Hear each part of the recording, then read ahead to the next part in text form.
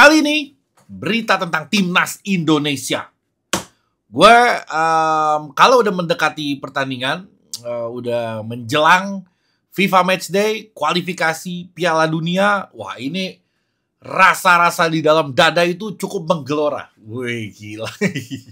Happy gue, girang setengah mati karena nggak tahu gue dulu ya kalau misalkan liga berhenti, mau liga lokal atau liga Eropa, kalau misalkan libur ada international break, itu gue rasanya pegel gitu. Kayaknya malam minggu gue tuh kayak ngosong. Gue kayak kehilangan hiburan di akhir pekan. Tapi sekarang kalau Liga Indonesia, liganya libur, ada timnas, gue justru malah nungguin. Gue malah nungguin pertandingan timnas, gue nungguin vibes-nya, pemain-pemain latihan yang dari Eropa pada datang di airport satu persatu. Itu gue sangat amat menunggu momen-momen itu. Nah sekarang tiba akhirnya, sekarang tanggal 31, yang ditunggu-tunggu akhirnya tiba juga. Gue mau ngebahas beberapa hal di sini. Ada berita-berita tentang timnas Indonesia. Ada 26 official yang dipanggil akhirnya. Ada 2 pemain yang dicoret. Ada yang nggak dipanggil juga. Terus gue juga mau ngeberitain pemain-pemain kita yang main di Eropa, gimana kondisinya dia, apakah pertandingannya menang atau enggak, main atau enggak, banyak banget yang akan gue sampaikan. Jadi gue mau langsung ke yang pertama. Oh iya, sebelumnya gue mau ngingetin untuk sholat dulu kalian yang nonton gue. Jangan lupa berhenti dulu nontonnya, kalian pause, ambil wudhu, sholat, kewajiban kalian. Nanti setelah itu baru nonton gue lagi. Lagi-lagi gue bilangin, jangan jadikan gue menjadi penyebab kalian untuk lalai dalam kewajiban kalian. Gue nggak mau itu, justru gue pengen karena denger gue ngomong, kalian jadi inget, nah gue dapat pahala jariahnya insya Allah. Oke, yang pertama Sintayong terpaksa dia harus mencoret 2 nama pemain dari timnas Indonesia. Siapa aja? Yang pertama adalah Jordi Amat, yang kedua Justin Hubner. Jordi Amat ini karena cedera, lagi main di timnya, cedera. Dan dia juga di media bilang kalau dia sedih banget nggak bisa bergabung sama timnas Indonesia.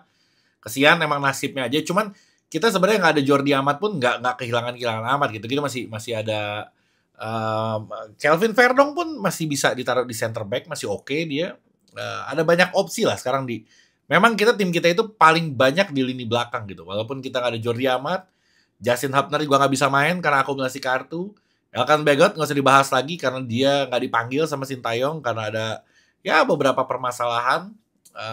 Jadi yang menggantikan posisi itu tetap cadangannya harus ada gitu. Nggak mungkin 2 pemain, 3 bahkan nggak ada di timnas, terus nggak ada pemain yang mengisi untuk jadi pelapis. Wahyu Prasetyo akhirnya dipanggil sama Sintayong. Kalau untuk lo bilang mengimbangi, levelnya jauh.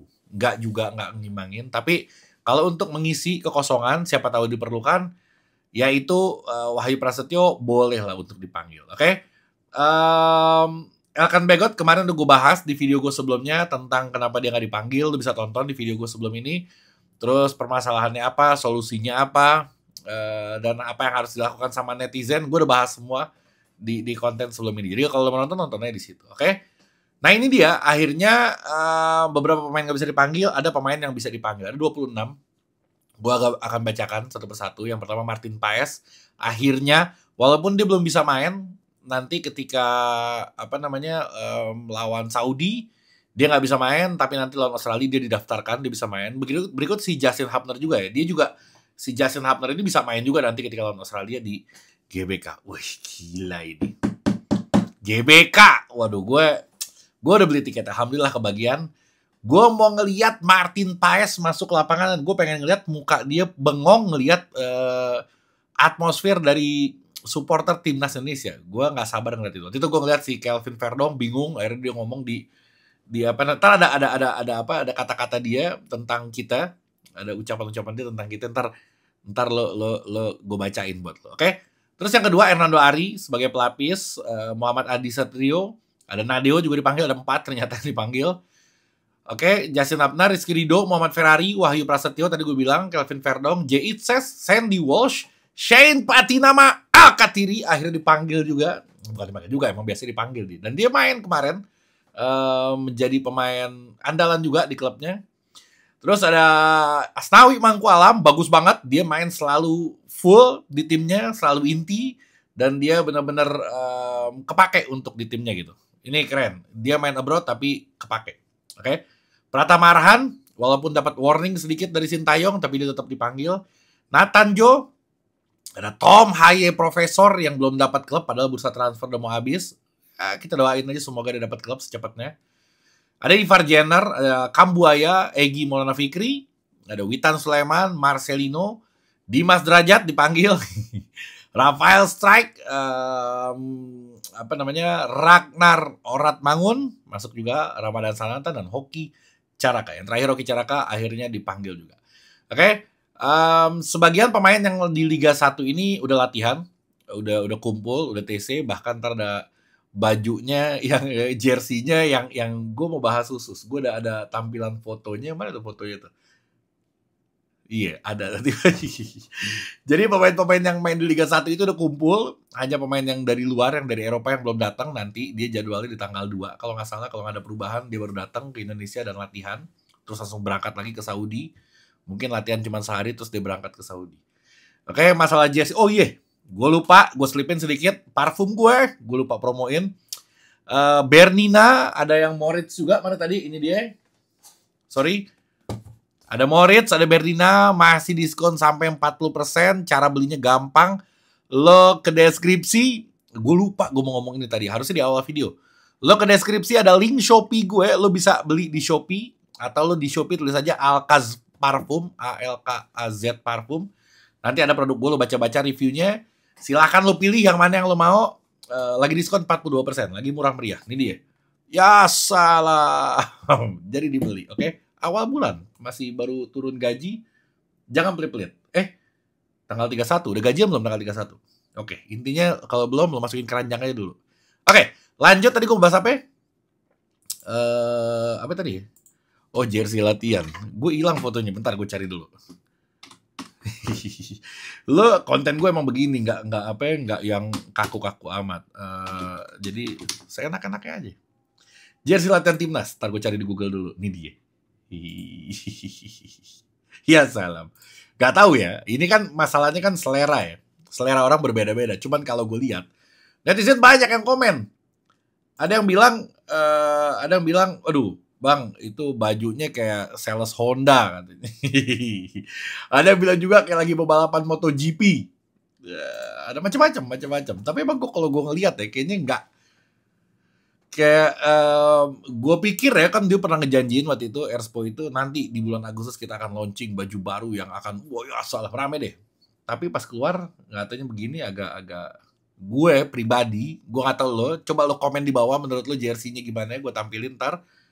Menurut lo jersey-nya gimana, bagus apa enggak? Lo komen sesuai pendapat pribadi lo, jangan terpengaruh sama orang. Kalau gue ini pendapat pribadi gue bilang nggak bagus, jelek.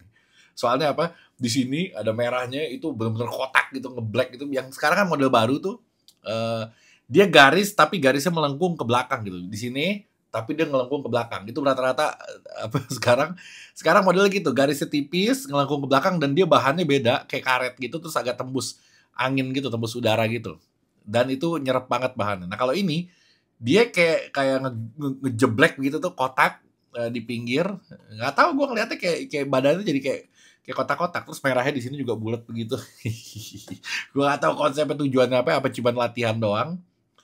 Apa ini akan dipakai terus atau dia punya model-model lain masih ngetes? Gue nggak ngerti deh. Terus ada sponsor di sini. Nggak tahu deh, gue ya pribadi ngeliatnya kurang oke bagi gue. Kalau bagi lo oke, silahkan aja. Cuman gue sih untuk ini gue nggak akan beli. Tapi kalau untuk jersey utamanya mungkin nanti pas rilis bagus, nah gue bakal beli. Tergantung selera. Oke? Terus kita tinggalkan si MotoGP tadi. Kelvin Verdong akhirnya ada kabar bagus buat dia. Dari dia memperpanjang kontraknya di timnya. Gila, nggak tanggung-tanggung sampai 2028. Berarti ini orang udah kepake banget. Dan kata manajemennya itu kalau dia selalu improve gitu. Selalu tampil lebih baik dan lebih baik dan lebih baik daripada sebelumnya. Selalu seperti itu. Ditambah setelah dari timnas Indonesia, kayaknya performa dia tuh tambah bagus dan klub tambah ngelirik dia gitu. Setelah dia masuk di timnas Indonesia gitu. Mungkin dari media sosialnya dilihat juga untuk promonya atau mungkin dari skillnya juga bagus. Nah, emang jago juga sih si Calvin Verdong ini. Dari sebelum masuk ke timnas juga dia emang udah main inti sih di klubnya. Oke, Calvin Verdong ini sedikit sejarah tentang dia. Dulu dia pernah main di tim yang sekarang, cuman dia sempat dikeluarin. Setahun dia main, dia sempat dikeluarin. Akhirnya dia balik lagi di tahun 2001, 2022. Oke? Di musim itu, dia main sebanyak 21 game. Zaman dulu nih, sebelum masuk ke timnas Indonesia. Terus di musim berikutnya, dia main 17 game, cukup reguler lah. Main 21 game, 17 game cukup reguler ini. Terus di musim berikutnya lagi, 2023-2024, mungkin setelah dia desas-desus mau ke Indonesia, dia main sebanyak 34 game. Dan di musim ini, 3 pertandingan awal dia main full sebagai pemain utama. Gila, Calvin Verdong akhirnya diperpanjang sampai 2028. Mantep banget, oke? Ada kalimat dari dia buat kita, buat supporter. Dia bilang, budaya di sini, di sana, dia ngomong lagi di Belanda, makanya ngomong sana. Di sana dan di sini berbeda, dia bilang. Kalau di sana antusiasnya gila. Lo emang pada gila sih lo kalau urusan bola tuh. Dia bilang masyarakat di sana ke sepak bola tuh gila, nggak kayak di sini. Di Belanda tuh ya orang oke lah, biasa aja. Kalau misalnya ada pertandingan rame stadion tapi udah pulang tetip balik. Kita hari-hari kita papasan di jalan ngomongin bola. Kita nongkrong di warung kopi ngomongin bola. Di stadion ngomongin bola. Ini berasa sampai ke dia. Dia bilang kalaupun kita main malam itu dari sore udah banyak orang dibilang di stadion. Udah penuh stadionnya. Wah, padahal kita mainnya malam. Di Belanda nggak kayak gitu, dia bilang. Pas jamnya, pas pada datang, nonton, selesai, bubar, sepi. Kalau kita enggak. Terus dia bilang, ketika di latihan, itu lautan manusia, dia bilang. Selalu banyak. Kita turun bis, manusia isinya di mana-mana. Terus ketika di hotel, fans juga di mana-mana, dia bilang. Manusia di mana-mana di hotel. Dari perjalanan ke hotel sampai ke stadion, di hotelnya penuh, di jalannya penuh, sampai ke stadion juga penuh, dia bilang. Selalu gue ngeliat dari ujung ke ujung itu dari supporter sepak bola. Dia bilang ini gila, kalimatnya seperti itu. Gila, emang kita patut bangga gitu. Dan ini mungkin menjadi penyemangat untuk para pemain. Cuman gini ya, jangan larang juga kalau si fans ini mau ke hotel, si fans ini mau ke latihan, kalau terbuka pun gue mau nanti ke sana, tapi dibatasin jaraknya gitu. Jadi kesananya tetap boleh, cuman jaraknya jangan nempel, jangan sampai sentuhan gitu, karena kita nghindarin nanti ada penyakit apa segala macam. Oke, misalkan dipagerin atau ada security-nya magerin gitu supaya kita nggak bisa bersentuhan, tapi kita bisa ngelihat. Karena apa? Karena dia happy ternyata kalau ada banyak yang datang, dia nanda di hati dia tuh dia nggak sendiri gitu, dia disupport abis-abisan.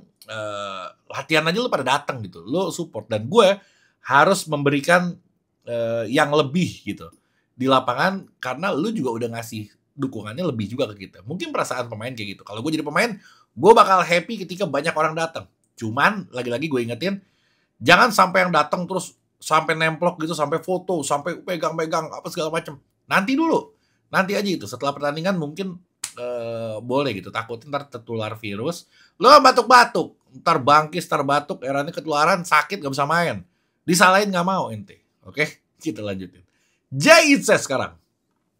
Itzes ini pemain yang paling fenomenal di timnas Indonesia. Soalnya dia bermain di Serie A. Gila. Ini orang ada kemungkinan dia bakal ketemu AC Milan di Liga. Gak kebayang gue. Rafael Leao nanti ada Jay Itzes. Terus gue nonton. Gila, gue gak pernah ngebayangin kalau ada pemain Indonesia yang main di Serie A. Keren banget. Oke. Dia semalam main, walaupun kalah, tapi dia menjadi pemain yang ratingnya cukup bagus di pertandingan itu. Nggak jelek-jelek amat dia. Dan dia ada satu save penyelamatan yang fenomenal. Yang gila-gilaan penyelamatannya. Dan itu, ya kalau gue jadi klubnya sih gue kasih bonus tuh. Karena itu timnya nggak kegolan. Tapi ujung-ujungnya, kalau nggak salah, kalah ya dia. 2-1-0 apa berapa gitu. Kalah dia. Tapi dia ada peluang untuk nyetak gol dan dia menggagalkan peluang emas dari lawannya. Torino kalau salah lawannya. Venezia lawan Torino. Oke. Apalagi? Ivar Jenner. Yang ini gue mau ngabarin pemain-pemain yang main di Eropa. Pemain kita main di Eropa ya. Ivar Jenner juga main sebagai starter ketika lawan MN nama klubnya. Ivar Jenner posisi di gelandang. Di posisi dia Sempat unggul di babak 1, Aaron diseriin dan di comeback kalah dia posisinya, dan Ivar Jenner di menit ke 65 harus diganti. Gue nggak tahu kata performanya jelek apa karena si pelatihnya berubah strateginya. Tapi nggak nambah hasil, nggak ada perubahan juga. Akhirnya tetap timnya tetap kalah. Oke. Terus Strike ini yang paling sial. Strike ini dia dimainin di menit 84 sebagai cadangan.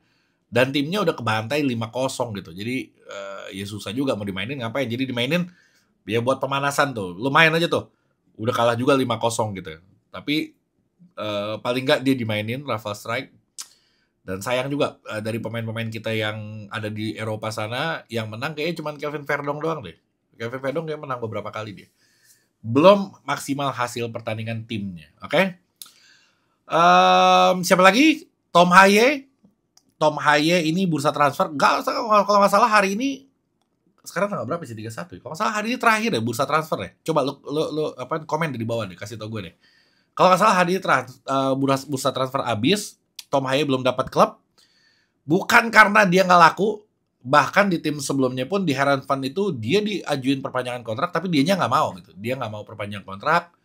Terus banyak klub yang mau sama dia. Isunya ke Oxford tuh Liga 2 Inggris. Jangan, bagi gue lo mendingan main di Liga Belgia atau di Liga Portugal atau di Liga Italia Serie B, atau Liga Italia Serie A kalau ada yang mau ya oke juga. Cuman kalau enggak, daripada Liga Inggris di Oxford ya mendingan Serie B kayak JICS kemarin gitu. Atau lo main di liga utamanya Belgia atau main di liga utamanya Portugal dan Eropa sekitar lah. Itu memang keinginan dari si Tom Haye. Dia bilang, gue mau main bola musim depan tapi gue gak pengen main di Belanda lagi. Gue pengen coba main di luar negeri, di luar Belanda maksud dia. Dan dia lagi-lagi bukan dipecat sama timnya, tapi memang dia yang tidak mau memperpanjang kontraknya. Oke? Apa lagi? Nggak ada lagi kayak catatan gue. Ntar begitu pemain-pemain pada datang, ada info-info terbaru gue update lagi. Jangan lupa tadi parfum gue di deskripsi gue taruh linknya, atau di Shopee lo cari Alkas Parfum, ALKAZ Parfum. Ini dia si lucu. Ini buat perempuan, yang tadi yang ada lagi buat laki-laki. Kalau lo mau langsung check out di bawah, lagi murah gila, 42% diskonnya nggak kira-kira. Dan itu bukan diskon dari gue sendiri, Shopee-nya baik sama gue ngelambahin diskon. Gue kasih diskon sekian puluh persen, ditambahin lagi sama Shopee-nya. Baik dia mau. Oke? Beli jangan lupa. Assalamualaikum warahmatullahi wabarakatuh.